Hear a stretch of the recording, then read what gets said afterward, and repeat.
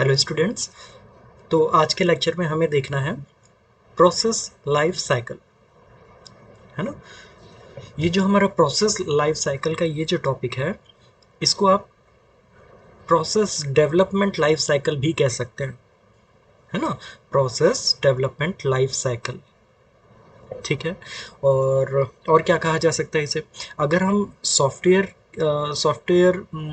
Company के हिसाब से बात करें, सॉफ्टवेयर फील्ड के हिसाब से बात करें, सॉफ्टवेयर डेवलपमेंट के हिसाब से बात करें, तो इसको कहा जा सकता है SDLP, है ना, सॉफ्टवेयर डेवलपमेंट लाइफ साइकिल।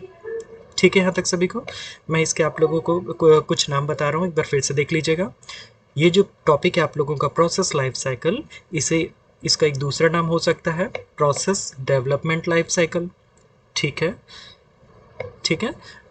और प्रोसेस, और इसका एक सॉफ्टवेयर फील्ड के हिसाब से इसका एक और नाम हो सकता है सॉफ्टवेयर डेवलपमेंट लाइफ साइकिल। ठीक है। अच्छा, अगर यहाँ पे वर्ड यूज़ किया जा रहा है साइकिल, इससे आप लोगों को ये समझ में आएगा कि इसमें जितने भी स्टेप्स होंगे वो सब एक दूसरे से रिलेट करेंगे।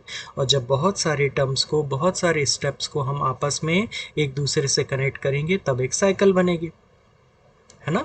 तो हम अभी स्टार्ट करते हैं ये वाला टॉपिक समझना अपने फार्मेसी के पॉइंट ऑफ व्यू से। हम इसे समझते हैं अपने मैन्युफैक्चरिंग फील्ड के पॉइंट ऑफ व्यू से। ठीक है, यहाँ तक सभी को क्लियर है। ठीक, तो ये समझिए कि जब कोई भी कोई भी मेडिसिन डेवलप की जाती है ना, जब कोई भी मेडिसिन डेवलप की जाती है तो उसके लिए हमें कुछ ना कुछ स्टेप्स को फॉलो करना होगा, है ना। कुछ ना कुछ स्टेप होंगे कि सबसे पहले ये करें, फिर ये करें, इसके बाद ये करें, इसके बाद ये करें, है ना। तो जितने भी स्टेप होंगे उनकी एक सीक्वेंस होती है कि सबसे पहले हमें यही काम करना है, इसके बाद ये काम करना है, इसके बाद ये काम करना है, इसके बाद ये काम करना है। बात समझ में आई। तो जब सारे स्टेप्स को आपस में एक दूसरे से कनेक्ट करके हम एक कॉम्बिनेशन बनाते हैं तो उसको हम कहते हैं साइकिल। बात समझ में आई सभी को। ठीक है, ये जो भी मैं आप लोगों को आज एक्सप्लेन कर रहा हूँ, ये हम आप लोगों के फार्मेसी के पॉइंट ऑफ व्यू से एक्सप्लेन कर रहा हूँ, है ना। ये पर्पस टू पर्पस इस सारे टर्म्स की डेफिनेशन, इन सारे टर्म्स का बिहेवियर चेंज हो सकता है ना। अगर मैं मैन्युफैक्चरिंग कंपनी के हिसाब से बता रहा हूँ, जो मैं आप लोगों के बता रहा हूँ, सपोज फार्मेसी में कोई भी मेडिसिन डेवलप की जा रही है, कोई भी प्रोडक्ट फॉर्म किया जा रहा है, तो उस समय ये सारे टर्म्स की डेफिनेशंस अलग होगी। अगर मैं सॉफ्टवेयर के फील्ड के हिसाब से बताऊंगा तो वहाँ पे ये सारे टर्म्स की डेफिनेशन चेंज होते जाएगी। ठीक है, तो ये जितना भी एक्सप्लेन करूंगा मैं आप लोगों के फार्मेसी के हिसाब से ही एक्सप्लेन करूंगा। बात समझ में आए? तो चलिए, हमारा टॉपिक है प्रोसेस डेवलपमेंट लाइफ साइकिल। ठीक है, इसका मतलब ये हुआ कि हमें सपोज कोई मेडिसिन बनानी है, ठीक है, तब उसमें क्या क्या स्टेप्स हमें फॉलो करने पड़ेंगे। सबसे पहला काम होगा इन्वेस्टिगेशन, दूसरा सिस्टम एनालिसिस, तीसरा सिस्टम डिज़ाइन, चौथा इम्प्लीमेंटेशन, पांचवा प्री मेंटेनेंस और छठवां मेंटेनेंस। ठीक है, अब इंडिविजुअल हर एक टर्म को अच्छे से समझिए। सबसे पहला देखिए, जब हम कोई भी मेडिसिन बनाना स्टार्ट करेंगे, ध्यान दीजिएगा, जब हम सबसे पहले कोई भी मेडिसिन बनाना स्टार्ट करेंगे तो हमारी जो कंपनी होगी वो सीधे ही कोई भी मेडिसिन बनाना स्टार्ट तो नहीं कर देगी, है ना। कोई भी मेडिसिन बनाना वो सीधे तो स्टार्ट नहीं करेगी। सबसे पहले कुछ एक सर्वे होगा, कुछ एक इन्वेस्टिगेशन होगी, है ना। कुछ सर्वे क्या कहाँ पे होगा, सर्वे हमारे आसपास के इन्वायरमेंट में होगा कि आसपास में कौन सी डिसीज़ फैली है, कौन सी मेडिसिन का यूज़ किया जा रहा है। बात समझ में आई? कौन सी किसकी वैक्सीन कम है, किस डिसीज़ की वैक्सीन कम है ना। किस डिसीज़ में जो हम वैक्सीन मेडिसिन यूज़ कर रहे हैं उसके साइड इफ़ेक्ट ज़्यादा है ना। तो तभी तो हमें समझ में आएगा कि हमें किस फील्ड से रिलेटेड मेडिसिन तैयार करनी है। बात सबको समझ में आई? ठीक, तो जो भी ये हमारा इन्वेस्टिगेशन का काम होता है, इसको 3 टर्म्स में क्लासिफाई किया गया है ना। ये जो हमारा इन्वेस्टिगेशन का टर्म होता है कि हमें किस टाइप की मेडिसिन तैयार करनी है, इसको 3 स्टेप्स से ये 3 स्टेप्स में होता है। बात समझ में आई?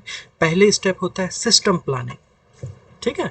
इस सिस्टम प्लानिंग में हमें क्या इस सिस्टम प्लानिंग में क्या हो इस सिस्टम प्लानिंग में क्या करना होता है, इस सिस्टम प्लानिंग में हमें ये प्लान करना होता है कि किस टाइप की मेडिसिन हमारी कंपनी को बनाना है, किस टाइप की मेडिसिन हमें बनाना है। बात समझ में आई? तो ये डिसाइड करने के लिए क्या क्या पैरामीटर्स हम लेते हैं, हम ये लेते होंगे कि अभी इन्वायरमेंट में या अभी कौन सी डिसीज़ ज़्यादा फैली है ना, या अभी किस डिसीज़ की वैक्सीन कम है, या किस डिसीज़ की मेडिसिन कम है, किस डिसीज़ की मेडिसिन में साइड इफ़ेक्ट ज़्यादा हो रहे हैं, है ना। तो उसके हिसाब से ये प्लान किया जाता है कि हमें किस मेडिसिन को फॉर्म करना है, किस मेडिसिन को डेवलप करना है, किस मेडिसिन को मैन्युफैक्चर करना है। बात सबको समझ में आई? सबसे पहले सिस्टम प्लानिंग सभी को समझ में आ गया है ना, जो जितना भी मैं आप लोगों को समझा रहा हूँ आप लोगों के फार्मेसी के हिसाब से समझा रहा हूँ। Now the second one is the feasibility analysis, feasibility analysis और we can say feasibility study. अब इसमें क्या होता है, देखिए फिजिबिलिटी में स्टडी में हम देखते हैं कि जो भी हमने फाइनल किया है इन्वेस्टिगेशन के बाद कि हमें इस डिसीज़ से रिलेटेड मेडिसिन फॉर्म करना है, मैन्युफैक्चर करना है, तो हम ये देखते हैं कि क्या हमारी कंपनी क्या इससे रिलेटेड मेडिसिन बनाने में कैपेबल है, क्या उनके पास इतना टाइम है कि अभी ये मेडिसिन तैयार की जा सकती है, क्या कंपनी के पास उतना बजट है कि इतनी मेडिसिन तैयार की जा सकती है। बात सबको समझ में आई? तो ये सारे फिजिबिलिटी एनालिसिस कि हमारी कंपनी में ये क्या ये काबिलियत है कि इसको बना सकती है, जब ये पूरी फिजिबिलिटी एनालिसिस हो जाती है तब उसके बाद एक डॉक्यूमेंटेड रिपोर्ट तैयार की जाती है। बात सबको समझ में आई? ठीक है। तो ये रिपोर्ट जब हमारे सिस्टम के अंदर जितने भी हायर अथॉरिटीज़ हैं वो जब इस रिपोर्ट के थ्रू ये जज करेंगे कि हमारी ये जो डिसीज़ की मेडिसिन बनाना हमने फाइनल किया है इसको काम को स्टार्ट करें या ना करें। बात सबको समझ में आई? मान लीजिए हमारी कंपनी के पास टाइम भी है, हमारी कंपनी के पास बजट भी है ना, और हमने ये प्रॉपर आइडेंटिफाई भी कर लिया है कि किस टाइप का हमें सिस्टम तैयार करना है, किस टाइप की मेडिसिन इम्प्लीमेंट करनी है। जब ये पूरा फाइनल हो जाएगा इसकी रिपोर्ट हायर अथॉरिटीज़ फाइनल करेंगे, तब हम अपना आगे का काम स्टार्ट करेंगे, डेवलपमेंट का आगे का काम स्टार्ट करेंगे। बात सबको समझ में? ठीक है। लेकिन अगर मान लीजिए हमारी कंपनी के पास टाइम ही नहीं है, हमारी कंपनी में बहुत सारे और भी वर्क है, या हमारी कंपनी के पास बजट नहीं है, या जो भी हमारी डिसीज़ है उससे रिलेटेड बहुत ही अच्छी से अच्छी मेडिसिन अभी अगर मार्केट में अवेलेबल हैं, तो काम स्टार्ट किया ही नहीं जा सकता। फिर मतलब वो रिपोर्ट में फिर रिपोर्ट नेगेटिव रहेगी, क्योंकि सारे टर्म्स अगर फुलफ़िल करेंगे मतलब हमारी कंपनी के पास बजट होगा, हम ऐसी डिसीज़ पता लगा लेंगे, हम ऐसी मेडिसिन पता लगा लेंगे कि इससे हम ज़्यादा अच्छी मेडिसिन तैयार कर सकते हैं। जब ये सारे पैरामीटर्स फुलफ़िल करेंगे, जब हमारी रिपोर्ट पॉजिटिव होगी, तभी हम आगे का काम स्टार्ट करते हैं। तभी जो भी ऑर्गेनाइजेशन होता है वो नेक्स्ट स्टेप में मूव करता है। बात सबको समझ में आई? ठीक। नाउ अब जब ये पूरा इन्वेस्टिगेशन कंप्लीट हो जाते हैं, इन्वेस्टिगेशन के बाद सेकंड हमारा स्टेप क्या है डेवलपमेंट के लिए, सिस्टम एनालिसिस। ठीक है। सिस्टम एनालिसिस में हम क्या तय करेंगे, सिस्टम एनालिसिस में हम ये देखते हैं कि क्या जो हमारी कंपनी है क्या इसे बना सकती है कि नहीं, है ना। क्या हमारी कंपनी इसे बना सकती है कि नहीं, जो भी हमें टास्क मिला है, जो भी रिक्वायरमेंट है, क्या वो तक की जा सकती है कि नहीं, फुलफ़िल की जा सकती है कि नहीं। बात समझ में आई सबको? तो इसको कहा जाता है सिस्टम एनालिसिस। ठीक। तो ये सिस्टम एनालिसिस भी 3 टर्म्स में फुलफ़िल की जाती है। इसको भी सिस्टम एनालिसिस को आप लोग 3 टर्म्स में समझ सकते हैं। पहला system environment analysis. System environment analysis आप ऐसा समझिए कि क्या कंपनी में इतनी कैपेबिलिटी है, क्या कंपनी के वर्कर्स में इतनी कैपेबिलिटी है कि वो उस टाइप की जो भी मेडिसिन है वो तैयार कर सकते हैं। बात सबको समझ में आई? Now the second one is existing system analysis. ठीक। एग्जिस्टिंग सिस्टम एनालिसिस मतलब हम ये चेक करेंगे कि क्या अभी जो बनाई जा रही है मेडिसिन, अभी जो मेडिसिन बनाई जा रही है क्या जो हमें नया टास्क मिला है, अभी जो मेडिसिन बनाई जा रही है और जो हमें नई मेडिसिन फॉर्म करना है, दोनों में हम लोग एनालिसिस करते हैं, एनालाइज करते हैं कि कितना और चेंज करना पड़ेगा। बात सबको समझ में आई? ठीक है।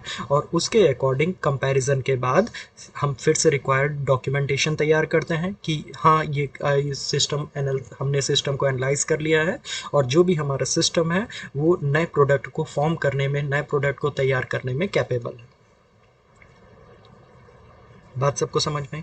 तो ये जो हमारा सिस्टम एनालिसिस है ना बेटा, ये जो हमारा सिस्टम एनालिसिस है, ये आप पूरा समझेंगे हमारे वर्कर्स के बेसिस पे, हमारी कंपनी के स्ट्रेंथ के बेसिस पे। ठीक है। क्योंकि इसके बाद का एक टर्म आता है, इसके बाद का हमारा नेक्स्ट स्टेप आता है, इसके बाद का हमारा नेक्स्ट स्टेप आता है सिस्टम एनालिसिस के बाद का हमारा नेक्स्ट स्टेप आता है सिस्टम डिज़ाइन, है ना। सिस्टम एनालिसिस के बाद का हमारा एक नेक्स्ट टर्म आएगा सिस्टम डिज़ाइन। ठीक है। तो सिस्टम डिज़ाइन में क्या किया जाता है? सिस्टम डिज़ाइन में हम देखते हैं कि जो भी हमारी रिक्वायरमेंट है उस मेडिसिन को बनाने के लिए क्या कंपनी के पास रॉ मटेरियल है, क्या कंपनी उसे तैयार कर सकती है, क्या कंपनी में जो भी एम्प्लॉयज़ हैं, है ना, क्या कंपनी में जो भी डॉक्टर्स हैं वो उसे फ्रेम कर सकते हैं, वो उसके थ्रू उन कंपाउंड को आपस में जॉइंट करके उन कंपाउंड के कॉम्बिनेशन को लेके क्या वो नई मेडिसिन को फॉर्म कर सकते हैं, है ना। ये सब सिस्टम डिज़ाइन के अंदर आता है। दोनों में डिफरेंस आप लोगों को समझ में आ रहा है? सिस्टम एनालिसिस में हम आउटर व्यू के देखेंगे, आउटर व्यू मतलब हम कंपनी के स्ट्रेंथ को देखेंगे, और सिस्टम डिज़ाइन के अंदर हम जो भी हम प्रोडक्ट बनाने वाले हैं हम उसको देखेंगे कि क्या वो प्रोडक्ट बनाने के लिए हमारे पास कंपोनेंट, हमारे पास रॉ मटेरियल है, हमारे पास वो कंपाउंड है कि नहीं, है ना। जो भी कॉम्बिनेशन चाहिए, क्या कंपनी उतनी इफ़िशिएंटली उन कंपाउंड्स को आपस में मिक्स करके मेडिसिन तैयार कर सकती है कि नहीं, ये सब सिस्टम डिज़ाइन के अंदर आएगा। बात सबको समझ में आई? नाउ सिस्टम डिज़ाइन के बाद हमारा नेक्स्ट टर्म आता है, नेक्स्ट स्टेप आता है इम्प्लीमेंटेशन। नेक्स्ट स्टेप आता है इम्प्लीमेंटेशन। मतलब हमने डॉक्यूमेंटेशन और एनालिसिस का सारा काम हमने कर लिया है अभी तक, है ना। मतलब अगर कंपनी के पास वर्कर नहीं है तो कंपनी ने वर्कर हायर कर लिया, कंपनी के पास अगर बजट नहीं है तो कंपनी ने बजट ला लिया, कंपनी के पास अगर रॉ मटेरियल नहीं था तो कंपनी ने कहीं से रॉ मटेरियल मंगा लिया, है ना। अब उसका काम क्या है? अब उसका काम है इम्प्लीमेंटेशन का। बात सबको समझ में? तो इम्प्लीमेंटेशन में क्या होगा? इम्प्लीमेंटेशन में acquisition of software and hardware. ठीक है। Second one is acquisition of software and hardware. आप लोग समझ सकते हैं कि मतलब जो भी कंपाउंड है उसको टेस्ट करने के लिए क्या उतनी मशीनरी और उतने जो भी इक्विपमेंट है वो कंपनी परचेस करेगी और अपना काम स्टार्ट करेगी। ठीक है। उसके बाद नेक्स्ट है टेस्टिंग। ठीक है। तो सबसे पहले क्या होता है, हर एक कंपाउंड, हर एक मेडिसिन में बहुत सारे कंपाउंड ऐड होते हैं, तो हर एक कंपाउंड की इंडिविजुअल टेस्टिंग होती है ना, कि ये वाले कंपाउंड से क्या इस टाइप के सिम्टम्स दूर हो रहे हैं कि नहीं। ठीक है। इसको कहा जाता है यूनिट टेस्टिंग। क्या कहा जाता है? Unit testing.